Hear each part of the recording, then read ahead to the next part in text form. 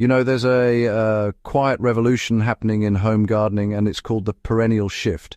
Instead of chasing fleeting harvests, more and more gardeners are discovering the lasting rewards of planting for the long term. It's not just about what you can grow this season, but about building a garden that feeds you year after year. This shift in thinking, well, it changes everything. Most gardeners are still thinking like shoppers, not growers, and that's exactly why their gardens never reach real food security. They chase seasonal vegetables, replant every few months, and then wonder why they're constantly spending money at the market anyway. The real consequence is burnout. Time, water, and effort poured into crops that disappear in weeks instead of systems that produce for decades. So, if your garden resets every single season, you're not really building abundance, you're just, maintaining dependency. What actually changes the game is, honestly, committing to perennial food systems, trees that anchor your garden and, quietly produce year after year with less input, fewer pests, and more resilience.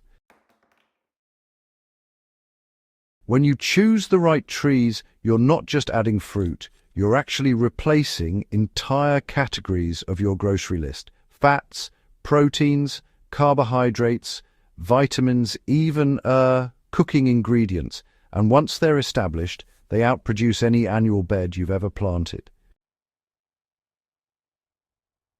Now let's talk about the foundation trees, those essential pillars of any productive edible landscape. These are the trees that not only anchor your garden design, but also provide you with reliable, abundant harvests year after year. Choosing the right ones for your climate and needs really sets you up for success, ensuring a steady supply of food and, a bit of peace of mind too. The first tree that completely shifts how you eat is the avocado, and if you're in a climate that supports it, there's honestly no excuse not to grow one. A mature avocado tree can produce anywhere from 200 to 500 fruits per year under good management. That's not a supplement to your diet, that's a foundation. You're getting healthy fats, calories, and a crop that stores on the tree for weeks, sometimes months. In a small backyard, even one well-managed tree can replace your need to buy cooking oil for most of the year. The mistake most people make is planting it and leaving it alone. Avocados need structured pruning in the early years to control height and encourage lateral growth, otherwise they shoot up to 10 meters and become unmanageable. This is where having a reliable pair of fiskars bypass pruning shears changes everything. Clean cuts, no tearing, and precise shaping early on determines whether that tree feeds you efficiently or becomes a harvesting nightmare. I'll link it in the description below. And while we're talking about long-term systems, I want to pause for a second because this idea of sustainability goes beyond just plants. There are organizations out there doing equally important work, especially in animal rescue. Many dog rescue groups depend entirely on donations to survive, feeding, treating, and sheltering abandoned and injured dogs that would otherwise have no chance. If you're finding value in this kind of content, and you believe in building systems that care for life, consider supporting one of these organizations. Honestly, even a small contribution can literally save a life, and it's one of the most direct ways to make a real impact. Now, the second tree most gardeners overlook, and I don't understand why, is the moringa tree. If you're serious about nutrition, this is one of the most efficient plants you can grow. The leaves alone contain high levels of protein, calcium, iron, and vitamins, and you can harvest them continuously. In a raised bed system or even in a large container, you can keep moringa pruned down to 1.5 to 2 meters and treat it almost like a leafy vegetable factory. Just cut it back every 4 to 6 weeks, and it responds with aggressive new growth. This isn't a once-a-year harvest like fruit trees. This is weekly or bi-weekly nutrition. The key is aggressive pruning, not passive growing. Again, clean cuts matter.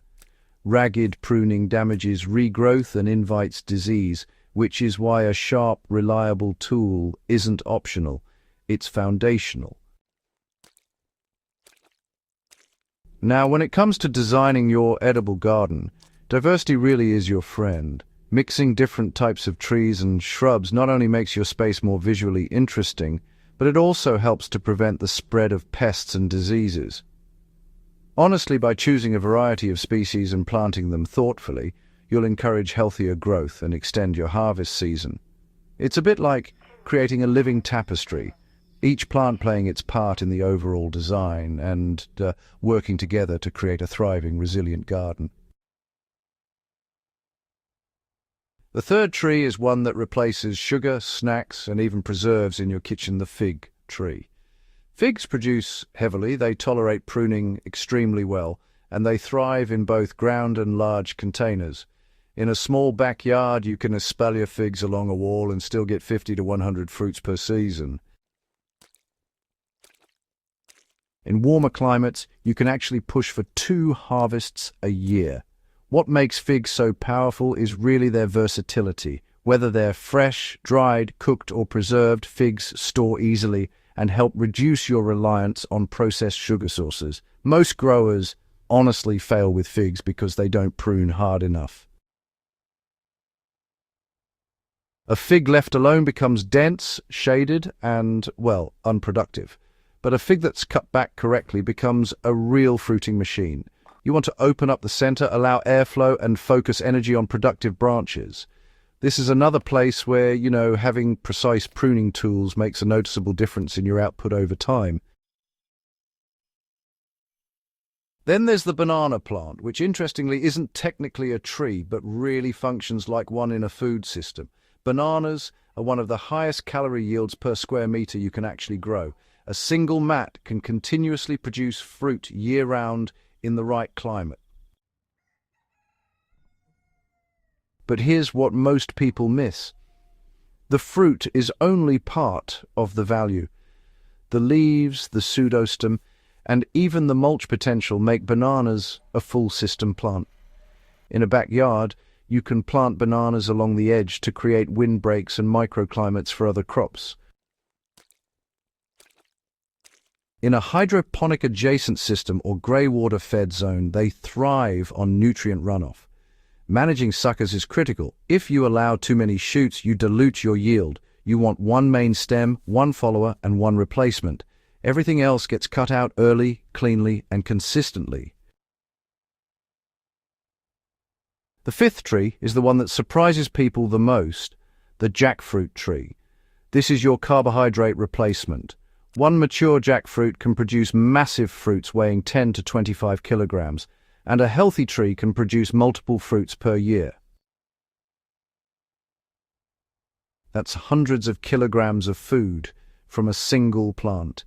It replaces staples like potatoes, rice, and even meat substitutes, depending on how you prepare it. In terms of food security, this is honestly one of the highest yielding trees you can plant. The trade-off is space and time. Jackfruit trees need room, and they take several years to start producing. But once they do, they really outperform almost any annual crop you could plant in the same area over time. So, when you look at the bigger picture, jackfruit offers a unique combination of resilience, yield, and versatility. It does require patience and planning, but the long-term rewards can be, well, truly remarkable. For anyone thinking about food security or diversifying their garden, it's a tree that's absolutely worth considering. Now, here's where all of this comes together in a real garden. If you're working with a small backyard, say 10 by 10 meters, you're not planting all of these randomly, you're stacking them. Avocado becomes your upper canopy on one side, prune to maintain a manageable height. Moringa sits in a sunnier edge or even in a large container where you can harvest constantly. Figs go along a wall or boundary, trained and pruned flat to maximize space.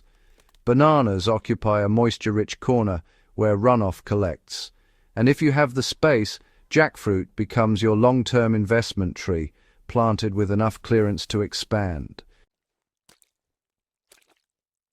In a raised bed system, you integrate these trees around the perimeter and let your annuals fill the center. The trees provide shade, organic matter, and microclimate stability, reducing water loss and improving overall system resilience.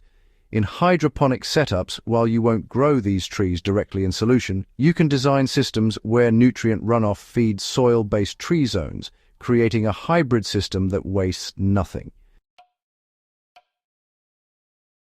The biggest mistake I see, even among experienced growers, is underestimating maintenance in the first 3 years. Trees are not, plant and forget. They are plant and shape. The structure you build early determines productivity for decades. This is why something as simple as a dependable pruning tool keeps coming up. It's not really about the tool itself. It's about what it enables. Consistent, clean, intentional cuts that guide growth instead of, just reacting to it later. Over time, these trees start overlapping in production. You're harvesting fats from avocado, greens from moringa, sugars from figs, calories from bananas, and bulk carbohydrates from jackfruit. Your grocery trips shrink, your dependency shifts, and more importantly, your garden becomes a system instead of just a collection of plants. If you're serious about growing food that actually feeds you, not just supplements your meals, this is the direction to move in. Perennials first, structure early, and maintenance that compounds over time instead of resetting every season. If this helped you see your garden differently, subscribe and share it with someone who's still stuck replanting the same crops every few months. The more people understand how to grow real food systems, the less dependent we all become. And as you build that system, remember, it's the small, consistent actions, even something as simple as using the right pruning shears at the right time, that quietly determine how much food your garden will give you for the next 40 years.